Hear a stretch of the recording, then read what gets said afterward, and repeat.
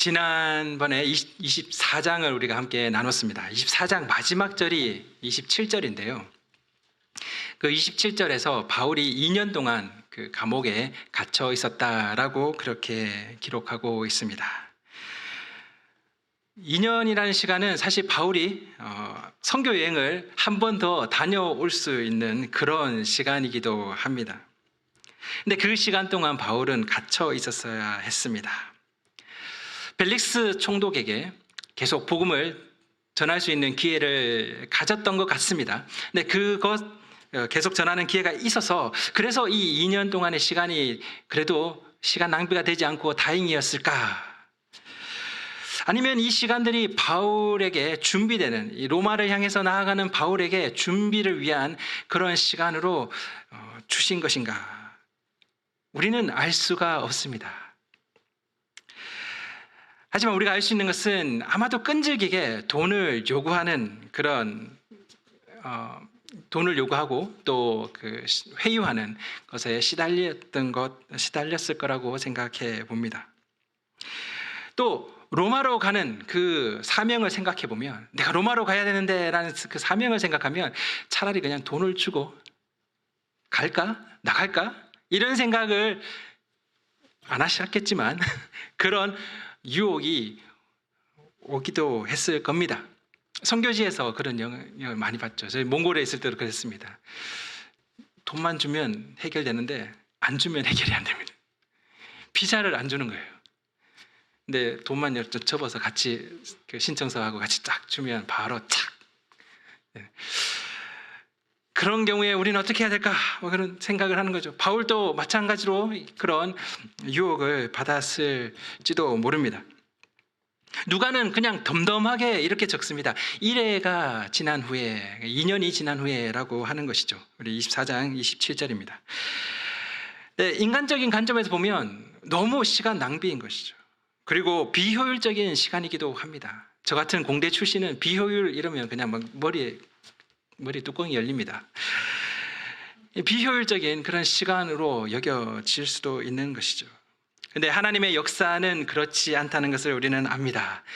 시간 낭비, 효율의 관점에서 볼 수 없는 것이 하나님의 역사라고 그렇게 생각합니다. 누가는 1회가 지난 후라는 이 표현을 이야기하면서 하나님의 관점에서 이제 때가 되었다라는 것을 기대하게 만듭니다. 우리가 이 사도행전을 읽으면서 그런 기대를 하게 되는 거죠. 1회가 지난 후, 2년이 지난 후에라고 하는 이 덤덤한 표현이 이제 무슨 일이 일어나겠구나 라는 기대를 갖게 하는 것이죠. 오늘 본문에 보니 총독이 바뀌게 됩니다. 새로운 총독이 오게 된 것이죠. 이 갈릴리 팔레스타인 지방을 담당하고 있는 로마의 총독이 오게 되었습니다. 그 사람의 이름은 베스도라고 그렇게 말하고 있습니다. 그런데 바울의 그 상황은 전혀 바뀐 것이 없습니다. 사도행전 24장 27절에서 벨릭스가 유대인의 마음을 얻고자, 이전 총독 벨릭스가 유대인의 마음을 얻고자 바울을 그냥 그대로 감옥에 두었다라고 그렇게 말하고 있습니다. 즉 상황이 바뀌지 않았던 것이죠. 새로운 총독이 왔는데 뭔가 바뀐 것은 전혀 없었습니다. 근데 여기서 27절에 유대인의 마음을 얻고자 한다라고 하는 이 표현이 마음이라는 단어가 카리스라는 그리스어가 사용되었습니다. 헬라어가 사용되었습니다. 이 원어의 뜻이 호의 또 은혜라는 단어입니다. 우리 카리스라고 많이 얘기를 하죠. 네. 그 은혜, 호의라는 단어가 이 마음을 얻고자 한다라는 표현에 사용되었다는 것이죠. 총독이 바뀌게 되면서 긍정적인 상황의 변화를 기대할 수도 있었을 텐데 변한 것은 전혀 없던 것이죠. 우리가 읽고 있는 독자 입장에서도 마찬가지입니다. 이제 뭔가 1회가 지났고 총독이 바뀌었으니 이제 뭔가가 일어나겠구나 라고 했는데 그냥 바울은 계속 감옥에 갇혀 있고 지금 새로운 또 재판이 열리는 장면을 우리는 보게 되는 것입니다. 새로운 총독이 부임한 지 3일 만에 예루살렘에 갔다라고 그렇게 누가는 언급하고 있습니다. 아마도 새로 총독이 부임했으니까, 새롭게 왔으니까 유대인들의 그 마음을 또 지지를, 환심을 얻고자 했을 것 같습니다. 부랴부랴 빨리 예루살렘으로 올라간 것이죠. 유대인의 그 정치적인, 종교적인 핵심인 도시로 올라갔던 것입니다. 근데 동시에 총독이 바뀐 것은 이 유대인 지도자들에게도 기회입니다. 새롭게 총독으로 온 이와 또 이 유대인들 사이에 서로 윈윈 할 수 있는 그런 기회가 주어진 것이죠. 2절과 3절에서 대제사장들과 유대인 중 높은 사람들이 바울을 고소할 새 베스도의 호의로 바울을 예루살렘으로 옮기기를 요청했다라고 그렇게 말합니다. 여기서 3절에 또 똑같은 단어 카리스가 등장합니다. 베스도의 호의, 당신 새로운 총독님이여 당신의 호의를 우리가 구합니다. 바울 저 죄인을 예루살렘으로 옮겨주십시오 라고 그렇게 청을 한 것이죠. 자신들에게 호의를 베풀어서 바울을 공회에 세워서 산헤드린 공회에 세워서 재판할 수 있게 해 주십시오 라고 새로운 총독에게 요청을 하고 있습니다. 새로운 총독이니까 어떻게 보면 요청을 잘 들어줄 수 있지 않습니까? 한심을 사기 위해서. 이런 비슷한 장면이 사실 이전에도 한번 등장했습니다. 바울이 고린도에 머물 때였습니다. 그때 그 아가야 지방에 총독이 바뀌게 됩니다. 갈리오라는 총독이 오게 되는데 이때 유대인들이 그 새로운 총독의 호의를 얻어서 바울을 해치려고 하는 그런 시도를 했었습니다. 우리 사도행전 18장 12절을 보시면 갈리오가 아가야 총독이 되었을 때 유대인이 일제히 일어나 바울을 대적하여 법정으로 데리고 가서, 근데 갈리오가 그러죠. 너희 종교에 관한 문제는 너희가 알아서 해결하라 라고 그렇게 그냥 재판을 피해버립니다. 여튼 유대인들은 이때다 싶었던 거죠. 이제 지금이 기회다. 새로운 총독이 왔으니까 이 총독에게 우리가 요청하자. 그러면 아마 들어줄 수도 있지 않을까라고 생각을 한 것이죠. 근데 유대인들의 그 생각은 재판을 새롭게 하는 것은 아니었습니다. 오는 길에 죽여버리자라는 것이죠. 암살을 계획하고 있었다라고 말하고 있습니다. 이전에도 예루살렘에서 바울을 죽이려는 그 음모가 있었던 것을 우리가 살펴보았습니다. 40명이 넘는 사람들이 먹지도 않고 마시지 않고, 그 사람들이 지금까지 그랬는지는 모르겠지만 그랬으면 다 죽었겠죠. 근데 여튼 계속 바울을 죽이려고 끝까지 그렇게 계획을 하고 있었습니다. 마음에 두고 있었던 것이죠. 여전히 이어지고 있었던 것입니다. 그런 적대감은 사라지지 않았습니다. 지난번에는 바울의 조카가 그 음모를 듣게 되었습니다. 그래서 천부장의 도움으로 바울이 그 위기를 벗어날 수 있었습니다. 그런데 이번에는 아무런 도움을 받지 못했습니다. 그런데 베스도의 반응이 참 흥미롭습니다. 우리 4절 5절에서 말하듯 가이사랴에 와서 바울을 고발하라 라고 말한 것이죠. 즉 유대인의 유대 지도자들의 요청을 부임한 지 3일밖에 되지 않은 그 새로운 총독이 거절했던 겁니다. 유대인들의 요청을 거절했죠. 그들의 환심을 사고 싶었을 텐데, 그 환심을 사기를 원했을 텐데 그들에게 호의를 베풀지 않았습니다. 바울이 로마 시민이어서 바울에게 호의를 베풀었던 것입니까? 로마 사람은 아니죠. 로마 시민이어서. 그것은 아닐 겁니다.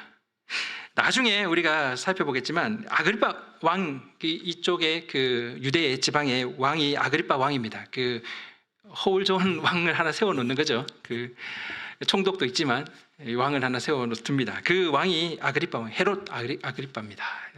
헤롯 아그리파 2세인데 이 왕 앞에서 베스도가 이렇게 말하는 것을 보게 됩니다. 사도행전 25장 16절입니다. 보시면 내가 대답하되 무릎 피고가 원고들 앞에서 고소 사건에 대하여 변명할 기회가 있기 전에 내주는 것은 로마 사람의 법이 아니라 하였노라. 물론 아그리파 왕 앞에서 이렇게 그냥 말했는지도 모르겠지만 이 말이 사실이라면 이 베스도는 누구에게도 호의를 베푼 것은 아닙니다. 그냥 로마 법대로 했다라는 것이죠. 로마의 법대로 하려고 자기가 노력했다라는 겁니다. 베스도의 결정은 바울을 위한 것도 아니고 유대인들을 위한 것도 아니었습니다. 그냥 법대로 그냥 하려고 했던 것이죠. 근데 그러면 이 사람은 법대로 하려고 하는 의로운 사람이었나? 정말 그래도 간만에 그 법대로 처리하려고 하는 그런 선한 의로운 총독이었나라는 생각을 해보게 됩니다. 근데 그것도 아닐 겁니다. 왜냐하면 나중에 바울이 무죄라는 것을 알게 됩니다. 그런데도 무죄 선고를 하지 않습니다. 결국 지금 이 순간에 그러면 이 사람은 무슨 마음을 가지고 있을까? 이거는 추정이지만 이런 생각을 해봅니다. 아마도 로마 황제의 호의를 이 사람은 얻고자 했는 것이 아닌가, 그런 생각을 해봅니다.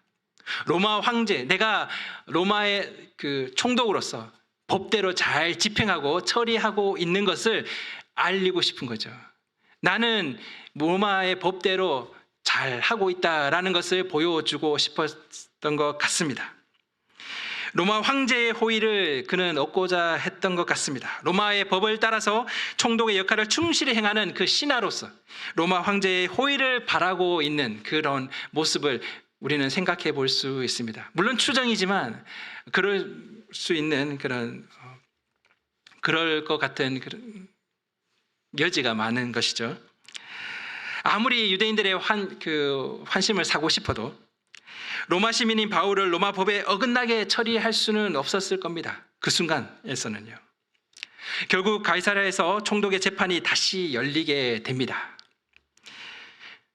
여전히 근데 유대인들은 아무 증거도 증인도 없이 고발을 하고 있었습니다. 그리고 바울은 자신의 그 무죄함을 변호를 했던 것이죠. 그 변호하는 장면을 우리가 살펴보았습니다.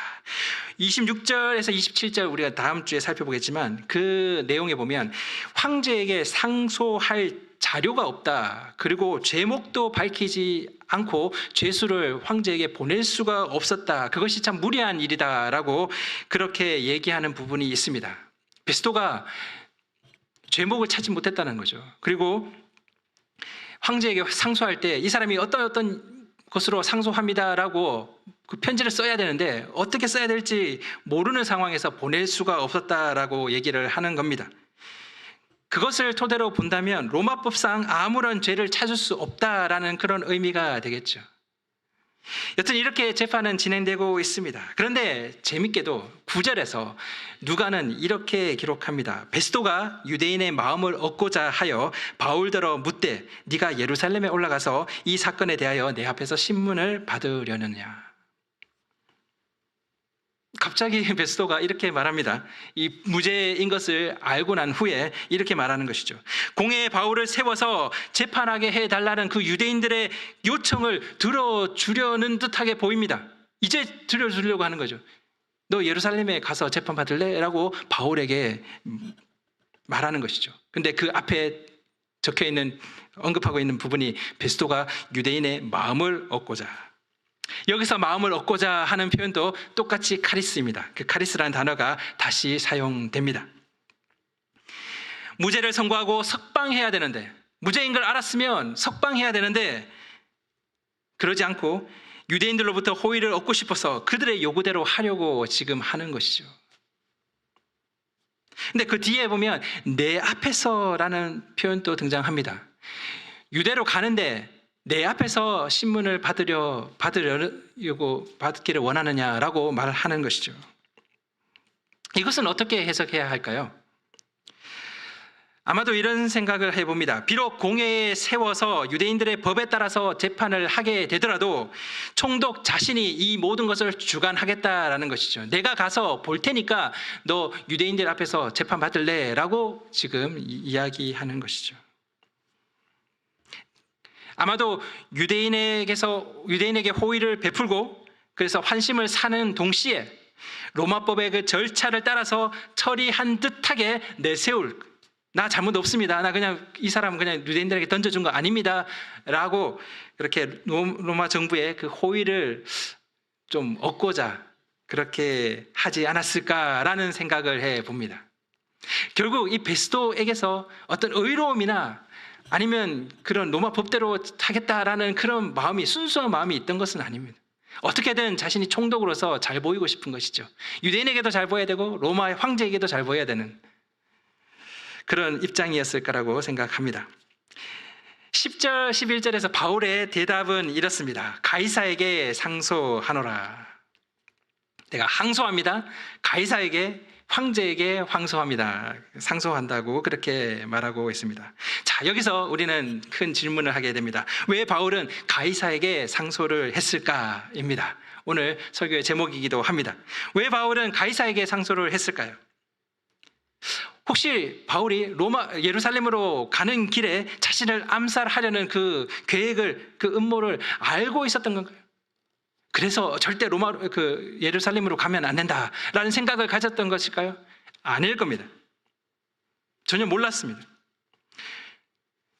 아니면 로마로 가는 사명을 완수할 수 있는 그런 방법이니까 그렇게 결단한 것인가요? 내가 로마로 가야 되는데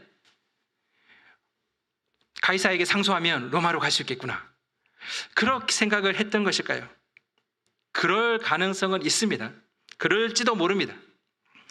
하지만 나중에 아그리빠 왕 앞에서 바울 자신을 변호할 때 이런 말을 합니다. 바울이 얘기한 게 아니고 아그리빠 왕이 베스토에게 이렇게 말한 부분이 있습니다. 사도행전 26장 32절인데 이에 아그리빠가 베스토에게 이르되 이 사람이 만일 가이사에게 상소하지 아니하였더라면 석방될 수 있을 뻔하였다.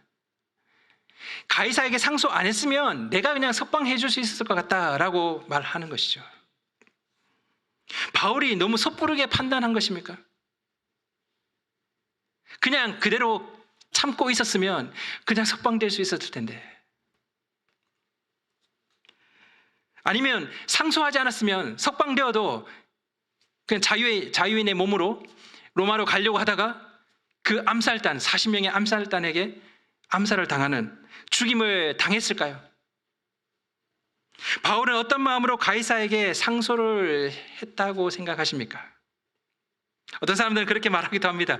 그렇게 상소를 했기 때문에 로마 군인의 호의를 받아서 그것도 자기가 돈을 내지 않고 무비용이잖아요. 그렇게 로마로 가게 된 이게 얼마나 놀라운 브릴리언트 아이디어라는 거죠. 뭐 그렇게 이야기하기도 하지만 여튼 우리가 계속 한번 살펴봤으면 좋겠습니다.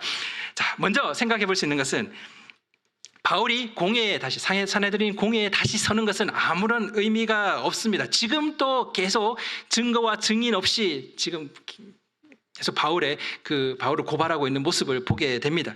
다시 가서 재판을 한들 베스토가 같이 가서 한들 아무런 의미가 없다라는 것이죠. 그는 유대인들에게 어떠한 불의를 행한 일도 없기 때문에 유대 법정에 설 이유가 없었습니다. 그리고 베스토에게서도 기대할 게 하나도 없습니다. 베스토가 어떤 사람인지 보여지는 거죠. 베스토에게 기대할 것도 없습니다. 그렇게 가면 베스토가 중간에서 중재해서 좋은 결과를 내줄 거야. 이런 기대도 할 수 없습니다. 무죄로 여기면서도 그는 바울을 석방하지 않았습니다. 그런 사람인 것이죠. 그러면 유일하게 남은 것은 로마 시민권자로서 유일하게 남은 것은 가이사에게 상소하는 것뿐이었을 겁니다. 가이사에게 상소하면 그래도 재판을 가이사 앞에서 받게 되는 것이니까요. 근데 이것이 가이사에게 항소를 하면 나의 억울함을 풀어줄 거야. 황제는 나의 억울함을 알 거야. 나를 풀어줄 거야. 그런 마음을 가지고 그렇게 결정한 것은 아닐 겁니다. 그런 자유의 몸이 될 거라는 희망을 가지고 지금 상소하는 것은 아니라는 것입니다. 또 아까 말한 것처럼 제수의 신분으로 로마로 가게 되면 군사가 호위해주고 또 안전하게 갈 수 있고 비용도 안 되니까 너무 효과적인 좋은 방법이다. 그것 때문에 상소를 택한 것도 아니었을 겁니다. 그거는 사실 결과론적으로 보는 것이죠. 지난주 본문에서 벨릭스가 유대인들의 마음, 호의를 얻고자 했다라는 그런 부분을 우리는 보았습니다. 오늘도 우리가 살펴봤지만 유대인들의 마음을 얻고자 했던 벨릭스였습니다. 오늘 베스토는 동일한 모습을 보입니다. 유대인의 마음을 얻고자 했다라고 말합니다. 그리고 유대의 지도자들은 베스토의 호의를 얻고자 했다라고 기록합니다. 계속 반복되죠. 이 카리스라는 단어가 계속 반복되는 겁니다. 벨릭스 총독은 유대인의 마음을 얻고자 하고 베스도 총독은 또 유대인의 마음을 얻고자 하고 유대인은 베스도의 총독의 호의를 얻고자 했던 것입니다. 베스도는 또 로마 총독으로서 로마 황제의 호의와 은혜를 얻고자 했을 겁니다. 그건 당연하겠죠. 그런 벨릭스는 바울에게 호의를 보였습니까? 아닙니다. 뭐 어느 정도는 있죠. 처음에는 그냥 가이사랴에서 재판을 받을 수 있게끔 했으니까 어느 정도는 보였을 수도 있습니다. 아니 베스도가. 그 벨릭스는 어떻습니까? 벨릭스는 바울에게 호의를 보였습니까? 어느 정도 보였죠. 그냥 얘기를 듣고 싶어 했잖아요. 그리고 근데 돈을 얻고자 한 그 마음이 더 컸다라고 이야기를 합니다. 베스도는 바울에게 호의를 보였냐? 뭐 조금 보이는 듯 하지만 거의 없다라고 볼 수 있습니다. 바울에게서 얻을 게 전혀 없는 것이죠. 총독들, 유대인들 어느 누구도 의로움과 양심에는 관심이 없습니다. 양심으로 행한 것이 없습니다. 그저 자신들의 욕망으로 가득 차 있었던 것이죠. 자신의 총독 자리를 유지하는 것, 돈 버는 것, 그리고 유대인들의 환심을 사는 것, 이런 것밖에 관심이 없었습니다. 그러면 바울은 어떻습니까? 유대인들은 바울을 죽이기 위해서 총독들의 환심을 사고 싶었고 마음을 얻고자 했는데 바울은 어떻습니까? 바울은 베스도에게 아니면 벨릭스에게서 호의를 얻고자 했습니까? 바울은 벨릭스의 마음을 얻으려고 했습니까? 베스도의 마음을 얻으려고 했습니까? 아닙니다. 두 총독 누구에게도 바울은 호의를 얻으려고 하지 않았습니다. 아니면 유대인들에게 호의를 얻고자 했습니까? 그 마음을 얻고자 구걸해서 목숨을 건지려고 했습니까? 아닙니다. 전혀 아니죠. 그러면 바울은 어떻게 했던 것입니까? 바울은 오직 하나님의 호의와 은혜, 하나님의 카리스만을 구했다라고 생각해 볼 수 있습니다. 모든 일 가운데 하나님의 의를 양심에 따라서 구하는 그 절제의 모습으로 하나님의 판결만을 소망하며 살았을 바울이라는 거죠. 바울이 벨릭스에게 전했던 그 말씀을 이야기한 겁니다. 의와 절제와 심판. 근데 그 말씀대로 바울은 살았다라는 것이죠.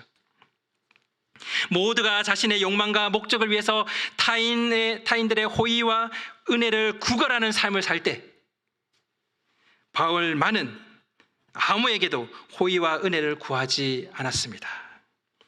바울이 유일하게 호의와 은혜를 구했던 존재는 하나님이었다라는 것이죠. 어쩌면 사명을 완수하는 것보다 자신의 상황이 바뀌고 나아지는 것보다 바울이 바랬던 것은 하나님의 호의와 은혜가 아니었을까 그렇게 생각합니다. 모두가 누구의 마음을 얻고자, 누구의 호의를 얻고자, 그 사람의 카리스를 얻고자 그렇게 살아갈 때 바울은 어느 누구에게도 그 카리스를 얻으려고 하지 않고 오직 하나님만을 바라봤다라는 것이죠. 하나님의 그 카리스를 바라면서 그렇게 살았다라는 것입니다. 가이사에게 상소하는 것 외에 바울에게 남은 선택지가 없었을 겁니다. 다른 선택지가 없는 것이죠. 그냥 상소하는 길밖에 없습니다. 어떻게 해야 하는지, 어떤 지혜로운 결단을 해야 하는지 그것이 중요하지 않았을 겁니다. 내가 지금 당장 무엇을 해야 될까, 어떤 일을 해야 될까, 어떤 계획을 해야 되나, What should I do? 이것이 중심이 아니었다라는 것이죠. 죄수의 신분이 되어서라도 사명을 완수하려는 놀라운 바울의 그런 결단, 그것을 누가가 보여주려고 하는 것이 아니라는 것이죠. 가이사에게 상소한다는 말, 그것은 가이사의 현명한 판단에 맡기겠다 그런 의미가 전혀 아닙니다. 로마 시민으로서 권리를 누리겠다라는 것도 아닙니다. 내가 로마 시민인데 이 권리를 사용해야지 라고 마지막에 가장 중요할 때, 크리티컬한 그때 내가 이걸 내 시민권을 사용해야지, 내 특권을 사용해야지, 그런 마음으로 결정한 것도 아닐 겁니다. 죄가 없음을 당당하게 밝히겠다, 내가 황제 앞에 서서 당당하게 밝히겠다라는 것도 아닙니다. 이제 주사위는 던져졌으니 이제는 하나님이 지켜주셔야 한다. 하나님, 내가 가이사에게 상소할 테니까요, 그 다음은 하나님 알아서 해주세요. 이런 마음도 아니었을 거라는 거죠. 바울에게 중요했던 질문은 무엇이겠습니까? 바울이 날마다 그 감옥에서 눈을 뜨고 감옥에서 잠을 청하고 하면서 2년 동안 하면서 바울이 했던 그 질문은 무엇일까요? 아마도 자신을 부르시는 그날까지, 하나님이 자신을 부르신 그날까지 어떻게 매일 마주한 삶을 살아갈까? 그것이 바울에게 중요한 질문이었을 거라고 생각합니다. 믿음 안에서 바울의 당당한 모습, 죄수의 신분으로서라도 사명을 감당하려는 놀라운 결단, 이런 것보다 더 우선인 것은 그가 날마다 하나님의 인자와 긍휼을 바라봤을 거라는 것이죠. 무엇을 행해야 되나, 무엇을 결정해야 되나 보다 더 앞선 것이 어떻게 살아갈까입니다. 심지어 감옥에서도요, 바울은 날마다 하나님의 그 인자와 긍휼을 바라보며 눈을 뜨고 잠을 청했을 겁니다. 2년 동안 감옥에서 시간만 낭비하고 사명을 향해서 한 발짝도 가지 못하는 그런 상황에서 바울은 하나님의 인자와 긍휼이 무궁하여 자신이 진멸되지 않았음을 아침마다 새롭게 경험하고 하나님의 성실함을, 그 성실함의 크심을 날마다 바라보았을 거라는 거죠. 그냥 왜 가이사에게 상소했습니까? 그것밖에 없다니까요. 그것밖에 안 남았어요. 그래서 그거 결정한 거죠. 근데 그거 결정하고 이거 결정하고 A냐 B냐, 옛날에 그런 거 인생극장이라고 혹시 보셨습니까? TV 프로그램인데 어떤 중대한 결단의 순간에 A, B가 딱 등장합니다. 그래서 A를 결정하고 막 살고 또 B를 결정하고 살고, 그래서 나중에 돌아보니까 어떤 결단이 더 현명한 것인지를 돌아보는 뭐 이런 TV 프로였는데, 지금 바울에게 중요한 것은 A를 결정하냐 B를 결정하냐, 이 부분이 중요한 것이 아닙니다. 그냥 바울에게 가장 중요한 질문은 하루하루 하나님을 인자하심과 긍휼하심을 바라보며 살아가는 그것이 바울에게 가장 중요한 부분이었다라고 생각합니다. 예레미야가 3장 19절에서 26절, 좀 길지만 이 내용을 한번 보겠습니다. 아마도 바울의 심정이 이런 모습이지 않았나 그렇게 생각해 봅니다. 내 고초와 재난 곧 쑥과 담즙을 기억하소서. 내 마음이 그것을 기억하고 내가 낙심되오나 이것을 내가 내 마음에 담아 두었더니 그것이 오히려 나의 소망이 되어 싸움은 여호와의 인자와 긍휼이 무궁하심으로 우리가 진멸되지 아니함이니이다. 이렇게 고초와 재난과 이런 힘든 가운데 있는데 내가 낙심 상황 가운데 있지만, 그렇지만 내가 이것을 생각하니까 소망이 되었다라는 거죠. 근데 이것이 무엇이냐니까 여호와의 인자와 긍휼이 무궁하심으로 우리가 진멸되지 아니함이니이다. 이것들이 아침마다 새로우니 주의 성실하심이 크시도소이다. 내 심령에 이르기를 여호와는 나의 기업이시니 그러므로 내가 그를 바라리라 하도다. 기다리는 자들에게나 구하는 영혼들에게 여호와는 선하시도다. 사람이 여호와의 구원을 바라고 잠잠히 기다림이 좋도다. 바울의 기도가 아니었을까, 바울의 고백이 아니었을까 합니다. 비록 내가 감옥에 있고 아무런 사명을 향해서 내가 한 발짝도 가지 못하고 그냥 2년을 시간 낭비처럼 버리는 것처럼 보여도 내가 소망할 수 있는 것은 하나님의 인자와 긍휼하심이 날마다 새로워, 주님의 그 성실하심이 크심이 밤마다 새롭다라는 것을, 그래서 내가 진멸되지 않았다, 내가 여전히 지금 살아있음을 바울은 고백했을 거라는 겁니다. 그리고 사람이 여호와의 구원을 바라고 잠잠히 기다림이 좋도다. 그런 마음으로 바울은 기다렸을 겁니다. 옳지, 기회가 왔구나, 이제 내 로마 시민권을 사용해야지, 그것이 아닙니다. 이렇게 상황이 되어 와서 전혀 내가 갈 길이 없는 것이죠. 공의에 설 수도 없고 베스도에게 바랄 것도 없습니다. 이제 로마 황제에게 상소하는 길밖에 남지 않는 이 상황에서 바울은 하루하루 날마다 하나님의 인자와 긍휼을 바라봤다라는 것이죠. 로마를 향해서 한 발짝도 가지 못한 채 2년 동안 감옥에 갇혀 있어도, 날마다 불투명한 내일을 마주하고 있어도, 현실의 상황이 나아지지 않아도 아마도 이게 바울의 매일의 기도가 아닐까 합니다. 하나님의 인자하심과 긍휼하심으로 내가 진멸되지 않았다. 아침마다 새로우니 내가 진멸되지 않았다. 밤마다 그의 성실하심이 크심이 그 성실의 크심이 밤마다 베풀어 주심을 느낀다 라고 고백하는 것, 그것이 바울의 모습이 아니었을까 합니다. 이것이 바울의 기도이지 않았을까 생각합니다. 그리고 고난과 애통과 낙심과 좌절과 자신의 계획대로 되지 않는 것, 막혀있는 닫힌 문들, 막힌 많은 담들을 겪고 있는 우리의 기도여야 하지 않을까 생각합니다. 우리의 기도이기도 합니다. A냐 B냐 무엇을 선택해야 되냐 보다 더 중요한 것은 어떻게 살아가냐입니다.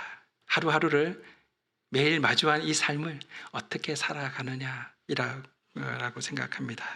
우리는 하나님의 인자와 긍휼을 바라봅니다.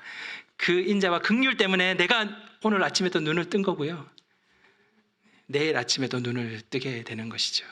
그리고 그분의 성실하심을 우리가 밤마다